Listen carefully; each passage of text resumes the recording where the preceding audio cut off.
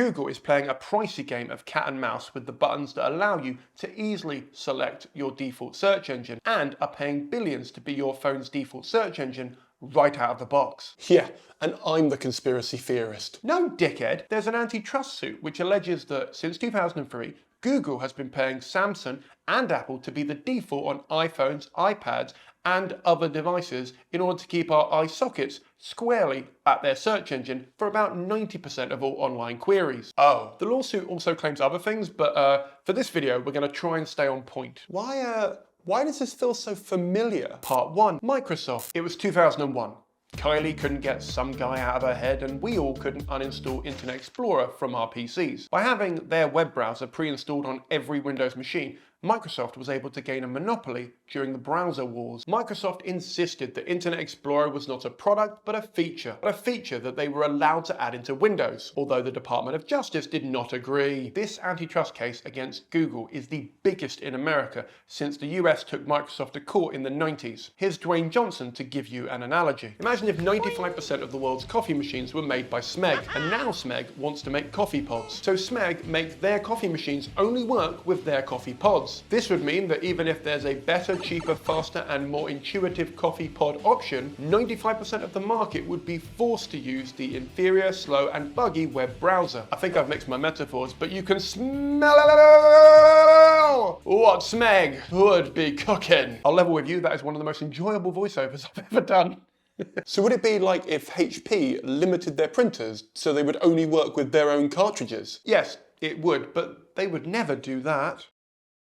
Part 2. Why does being default matter? As anyone who participated in a YouTube comment section from 2010 will know, coming first matters. You'd be forgiven for not thinking about your search engine choice when setting up your phone. Most people are more excited about testing out their new 100 megapixel camera or seeing if their top score on Subway Surf came with them. Spoiler, it doesn't. Google is so intrinsically linked with search that most people assume the reason that they're the default is because they're the best. But are they? Are they? Well, that depends on how you define the best. Google was useful, but slowly they've monetized their entire homepage. There's ads at the side, top and bottom, and even these so-called organic links have been paid for by companies who work hard to keep their links on the front page. Being someone's default search engine means that they get access to your location and other data. They can manipulate the usefulness of the search results so that it can benefit people who have more money than we can ever imagine having. And as we've just covered, they get to decide how much of your screen is taken up by adverts. So we shouldn't actually be asking, is Google the best? Because the real question we should ask answers that question. The actual question worth asking is, if Google is the best, why would they spend billions to be your default? Part 3. Default value. Google earns more than $300 billion from search traffic, and more than half of that comes from Apple devices. Once more for the people at the back. This means that Google is dependent on one of its biggest competitors, which is why Android is happy to sell their phones at a relatively cheap price to try and get you to move over. Google's defense includes claims that users can easily switch their search engine with just a few taps. Real-world testing shows that this process is nowhere near as straightforward as they suggest in their handy PR-written company blog. Basically, I can only find the G-spot and nothing else. Ladies. And apparently far more people than I expected didn't know the difference between a search engine and a web browser. Google's CEO, Sundar Pichai, said Google isn't evil, it's just business, which, okay. If your business model is keeping marketeers happy, then you might limit or omit search results for certain subjects, or you might push up a narrative that a brand or person wants to see instead of reality because they've got the money for that. Giving a company the privilege of being your default search engine should come with active and enthusiastic consent from us. This isn't like inviting someone to your wedding where you can half-arse it, or invite them and hope they don't actually turn up. This actually matters. But right now, Google requires its partners to make them the default, and where legal, not give us a choice during setup. Friction and admin, not unlike being in a loveless marriage, cuts down the number of people who are likely to switch or even make an attempt to find a new partner / search engine. An internal Google document showed that when people changed their browser default away from Google, their searches with Google shrank by 27%. And in that same presentation, which looks like it was made in Microsoft Paint, Google said that users don't tend to make an active choice in their search engines. In other words, much like me at a buffet, if it's easy and in front of me, then I will go with that.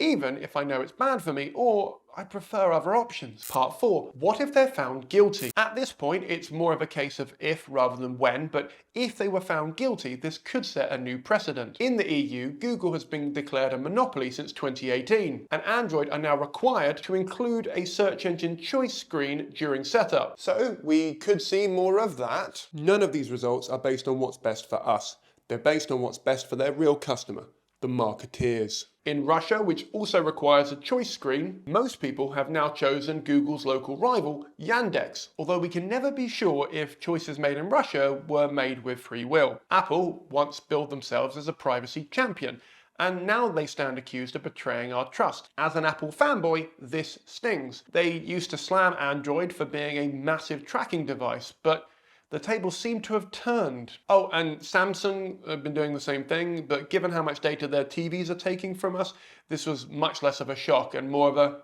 yeah, I could see it. Part 5. Should you switch from Google? I'm not going to tell you what to do. You're an adult, I hope. I use Google. I'd be a hypocrite to tell you otherwise. And we know from other videos on this channel just how much data Google mines from us, and that they regularly break their promises when they say they will delete sensitive data linked to things like abortions. Lack of competition is leading to Google's search results becoming worse. Most people couldn't name 10 search engines without Googling if their life depended on it. When people think Google, they think search. Same as when people think Snapchat, they think pedophiles, and when they think Hugo Boss, they think Nazi uniforms. Or maybe I've just overshared. This is all done to maintain market share because shareholders have been promised forever growth.